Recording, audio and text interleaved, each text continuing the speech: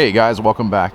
Before I begin the video, I want to talk about a future video to look out for. I'm actually going to be doing a giveaway very shortly. So again, if I get around to making that video, it's hopefully going to be by the end of this week, depending on how much I procrastinate. But yeah, giveaway video is coming up, so look out for that. You might win something. Anyway, we have another German today. 2015 Panamera. This is just the basic all-wheel drive version. Let's get in it and see how it does.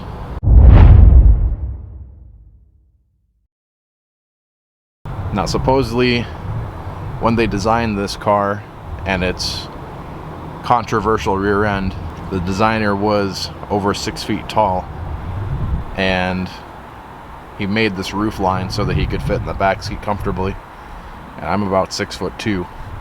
Let's see if he's telling the truth.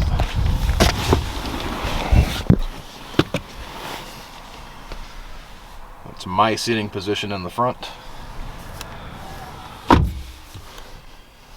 Okay. My hair is touching the ceiling, but it is not too cramped back here. I just wish I had a little bit more leg room, but they do make an executive version of these Panameras with more rear seat room. So that's not what this is, but I mean the back seat is acceptable. I could probably last back here for a couple hours. I even have my own climate controls and heated seats. So let's get to the squeaks.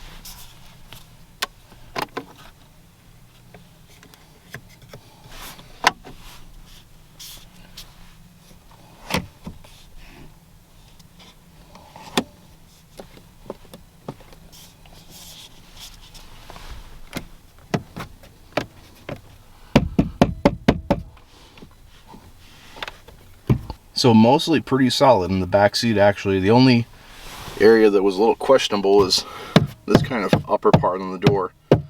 To me it feels kind of hollow actually, like there's nothing really behind this material, but the rest of the door was rock solid, and so was the center console here. Yeah, just the upper part of the door. That's it. Let's press some of these buttons in the back seat while we're at it.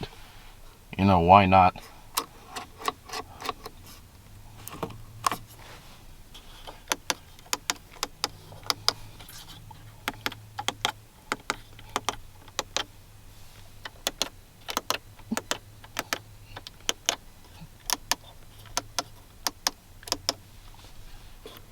I don't want to lock myself back here.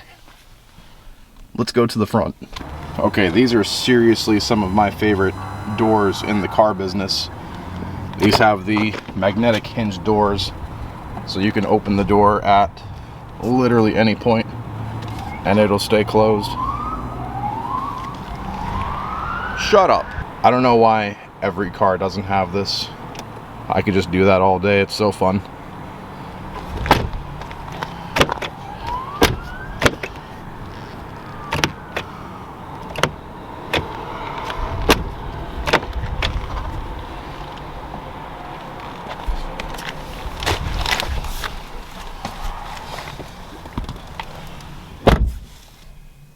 $56,000 miles.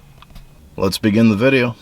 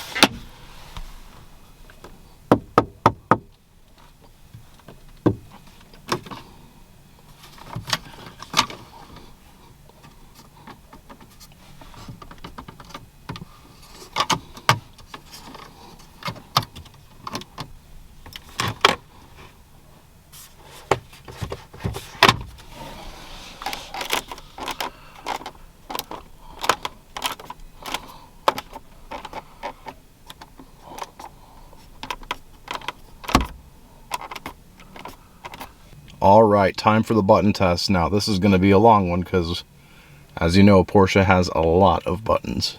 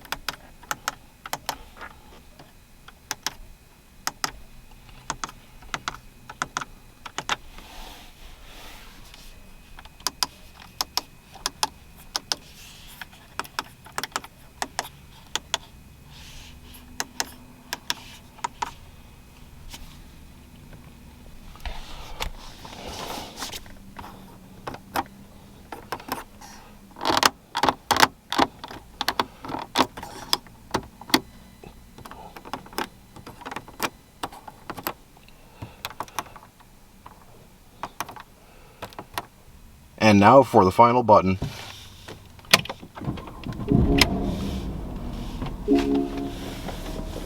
All right, let's talk about the fit and finish first. So, as you can see, I put my hands and fingers all around this car, and most of it didn't squeak. I can't say the same about other Porsches from about this era, like the Macans. They don't do as well as this car for some reason. Neither does the Cayenne. A little bit weird. I've even been in another Panamera like this that did a lot worse. This car did pretty good though. I noticed some of the areas around most of the car, the squeaks, like you hit it once and then you touch that area again and it doesn't squeak. So I think that's just the material kind of settling in. Otherwise, go ahead and play the audio back yourself. I mean, I have a sensitive shotgun mic, so every little tap, every little rub you can hear. It's mostly just my my fingers touching the material. There's not too many squeaks to speak of. There are a couple of things I didn't like though. One was the overhead console. That was objectively quite squeaky. Did not enjoy touching that. And while the center console armrest does not move side to side, it's solid there, just going up and down like this. Sounds like a grandma in a rocking chair. So, not great there. As far as giving this a score, I'd be pretty good with 8 out of 10 for fit and finish. One of the better cars I've done this year. As far as materials go, also looking pretty good. We have Audi / Porsche's soft touch vinyl pretty much everywhere. I've mentioned this in some of my other older videos. This is one of my favorite soft touch materials.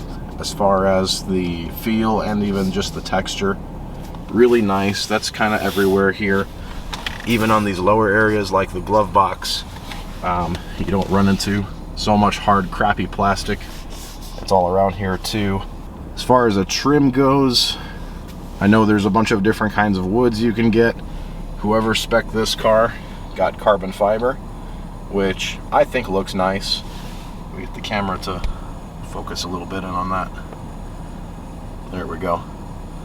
Yeah, I like the carbon fiber, and it doesn't squeak, so can't complain there. And these seats, I believe they're leather. It's hard to tell though. I mean, take a look at it for yourself. It has a similar kind of feel as NB-Tex, although I've been fooled before. Audi uses a similar kind of material, which I thought was fake leather until I looked it up, and it is real leather, just not the highest grade. I think that's what this is, so I'm gonna stick with real leather, even though I'm kind of sort of torn on it. The headliner is cloth. The sun visor is plastic. That kind of sucks, but it's not the worst plastic in the world. As far as buttons and switchgear go, Porsche and even Audi have been having a good track record with this. This car is no exception. Everything is very clicky, tactile, pretty high quality feeling overall. There's a lot of buttons in here, which some people don't like, but then it is kind of beneficial. You don't have to dig through the screen like on a lot of modern cars. So your heated seats, you're right here. Your climate zones, temperature is right here. Your drive modes are right here. Once you get used to it, it's not so bad, honestly. You know, people will complain about anything. Speaking of which, I'm going to complain about this screen. Like, the technology in this car is not great compared to its competition for this era. You know, my car came out a year later than this one, and it just blows this car out of the water. I'm going to give this a 6 out of 10 for materials. So there you guys have it. Your final score is 8 out of 10 for fit and finish, 6 out of 10 for materials. Please let me know your thoughts. I did get to drive this particular car around on the road and even on the highway, and holy hell, it is so underrated. I can't believe more people aren't driving these things. This is not exactly a small car. It's considered a full-size sedan, and it feels like a tiny car when you're going around curves and whatnot. This is so good. You can throw so much speed at this car and it'll take it. Like, it inspires so much confidence. Like, again, I can't believe more people aren't buying and driving these. Definitely the best sedan that I've ever driven as far as handling goes, aside from the newer Panamera, the second generation. I've driven that, and that is I think a bit better than this even. But this is really good. I mean, these cars are a bargain right now. This one's under 40 grand, and you get such an incredible driving experience. I don't know why you would buy anything else. Like, if I didn't have my Cadillac CT6, I'd probably be driving one of these, to be honest. Like, this, it's that good. Yeah, very excellent car to drive. I have nothing bad to say about it. The PDK is really nice too, by the way. This one's got the dual clutch. Actually, you got this little thing up here. I like how when you put it into Sport or Sport Plus, it lights up here. That's a cool touch. Yeah, this whole car just drives awesome. I have nothing bad to say about that. But anyways, enough rambling. Watch out for that giveaway video that's coming up. I'm giving away 2 items. You might actually win. We'll see. Anyway, I'll explain more in that video, and I'll catch you guys next time. Peace.